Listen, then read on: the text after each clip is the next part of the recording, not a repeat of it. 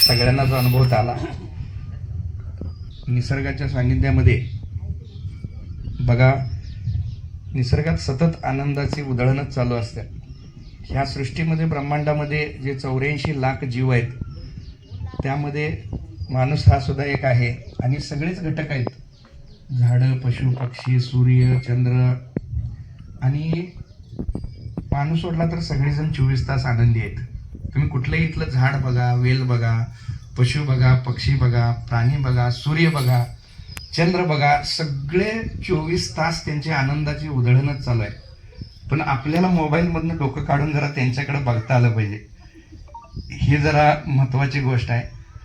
आणि सगळी धडपड जी आपली जन्मापासून आत्तापर्यंत चालू असते ती म्हणजे एकाच गोष्टीसाठी चालू असते, आनंद मिळवण्यासाठी. आणि ह्या आनंदाचा पत्ता कुठं आहे, नेमकं सुख म्हणजे नक्की काय आहे, ह्याचं सूत्र एकदा समजलं, सद्गुरूंच्या सानिध्यात आल्यानंतर आणि या ज्ञानाचा अभ्यास केल्यानंतर नक्कीच याचा पत्ता आपल्याला लागतो. तर बघा, प्रत्येक माणसाला आपल्या मनासारखं व्हावं असं वाटत असतं. यश, कीर्ती, सत्ता, संपत्ती मिळावी अशी वाटत असते. प्रयत्नाने धडपड सगळेजणच करत असतात, पण यश मात्र थोड्याच लोकांना मिळत असतं. तर यशासाठी महत्त्वाची अशी तत्व काय आहेत आणि सुखी जीवनाची महत्त्वाची तत्व काय आहेत किंवा नियम काय आहेत, ते खऱ्या अर्थानं या जीवनविद्येच्या ज्ञानाच्या सानिध्यात आल्यानंतर तुमच्या लक्षात येईल. तर ह्यातलं एक बेसिक लक्षात घ्यायचं झालं की जीवनविद्येचं सार आहे विश्व प्रार्थना. महावाक्य आहे तूच आहेस तुझ्या जीवनाचा शिल्पकार. सद्गुरू सातत्यानं सद्गुरूंनी ह्याचा शोध घेण्याचा प्रयत्न केला की माणूस दुःखी काय. तर एवढं सगळं 5000 वर्षाचं ऋषीमुनींचं तत्वज्ञान, संतांची शिकवण अभ्यासल्यानंतर सद्गुरूंना काही बेसिक गोष्टी लक्षात आल्या आणि त्यावर सद्गुरूंनी हे एक सार काढून आपल्यासमोर प्रार्थना आणली. त्यात महत्वाचं विश्वप्रार्थनेमध्ये ज्या 4 ओळी आहेत, हे ईश्वरा सर्वांना चांगली बुद्धी दे, आरोग्य दे, सर्वांना सुखात आनंदात ऐश्वर्यात ठेव, सर्वांचं भलं कर, कल्याण कर, रक्षण कर आणि तुझे गोड नाम मुखात अखंड राहू दे. जन्मापासून सद्गुरू भेटेपर्यंत किती मोठ्या डिग्र्या केल्या, किती उच्च शिक्षण घेतलं, किती सुशिक्षित झालो, तर सर्वांकरता मागायला पाहिजे हे पहिल्यांदा सद्गुरूंनीच सांगितलं. कारण तोपर्यंत आपल्याला हे माहितीच नव्हतं की आणि जनरली कसं मी आणि माझं ह्यातच म्हणजे माणसाला प्रत्येकाला वाटत असते माझं एकट्याचं तेवढं भलं झालं पाहिजे, इतरांचं काय वाटेल ते हो. सर्वांचं भलं व्हावं असं वाटणं ही खूप मोठी गोष्ट आहे, लक्षात घ्या.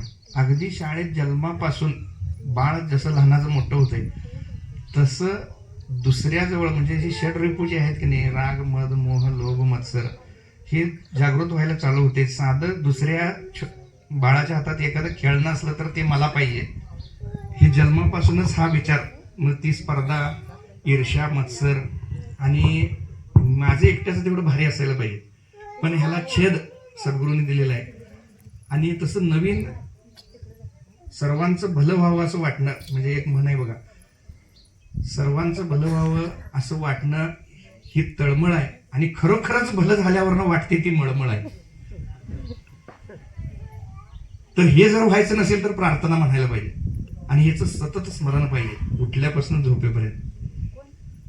आणि आपल्या प्रगतीवर जाणारे आपलेच लोक असतात. मग आपल्याला हे प्रार्थनेनं काय साध्य करायचं आहे.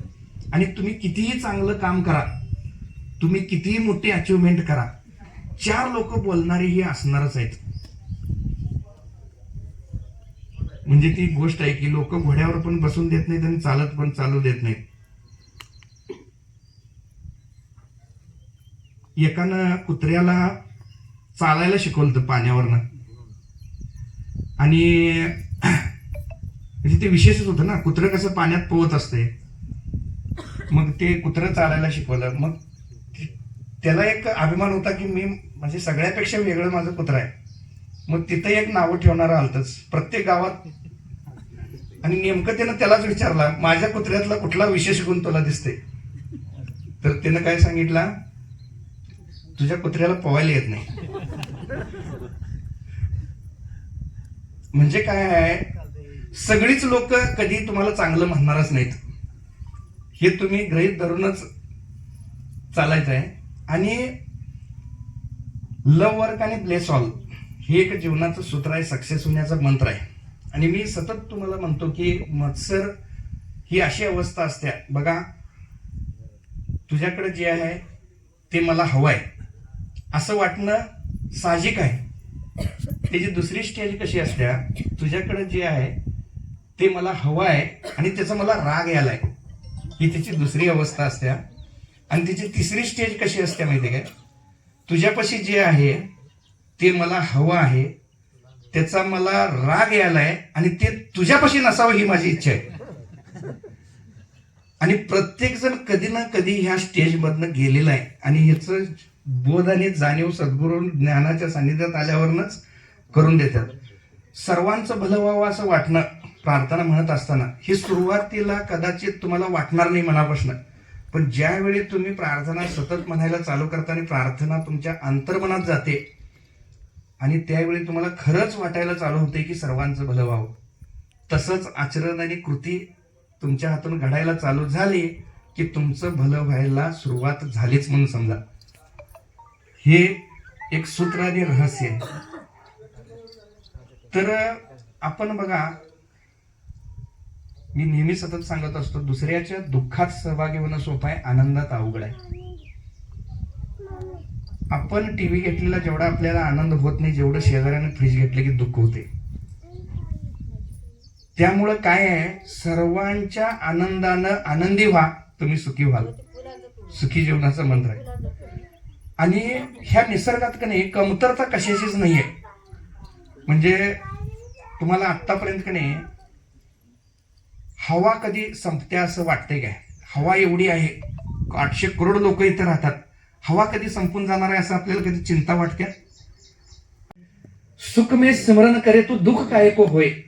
जनरली सगळं आलबेल चाललेलं असताना कधी माणसाला देवाचं नाव आठवत नाही, प्रार्थना म्हणायचं आठवत नाही सगळं. मग ते एक कविता अशीच वाचनात आलेली संग्रहित कविता आहे, आपल्याच एका नामधारकाने लिहिलेली आहे.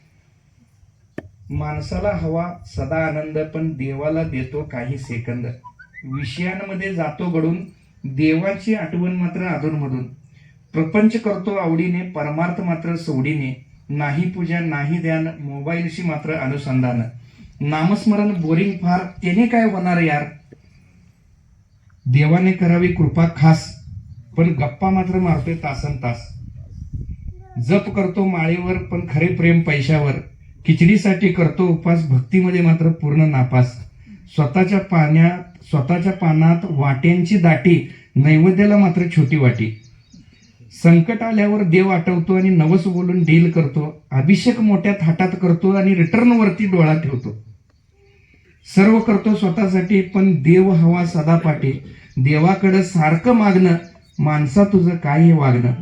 शक्ती दे, युक्ती दे, बुद्धी दे, विद्या दे, नोकरी दे, घर दे, बायको दे, मुले दे, सुख दे, समाधान दे, यश दे, कीर्ती दे आणि सारं कायम टिकू दे, असाही देवावरनं एक वर दे. हसून देव म्हणतो, माणसा थकलो तुला देऊन सारखं. मागण्या मागतोस फारच मस्त, पण एवढा मी नाही स्वस्त. मागून थकत नाहीस, थँक्यू सुद्धा म्हणत नाहीस. भक्तीमध्ये करतोस लबाडी, अरे चालली कुठे तुझी गाडी.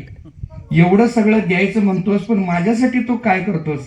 थोडीफार आठवण काढून मलाच तुझी सेवा सांगतोस. अरे एकदा तरी म्हण राजा, देवा मला भक्ती दे. मनी तुझे प्रेम दे, पायी तुझ्या मुक्ती दे. तुझे गीत गाण्यासाठी कंठामध्ये सूर दे. तुझे रूप बघण्यासाठी डोळ्यांमध्ये भूक दे. तुझा महिमा ऐकण्यासाठी कानांना या आस दे. तुझे नाम घेण्यासाठी माझा प्रत्येक श्वास दे. सुटो माझी आसक्ती, लाभो मला विरक्ती आणि विश्व प्रार्थना सतत करायची. मिळो मला सद्बुद्धी.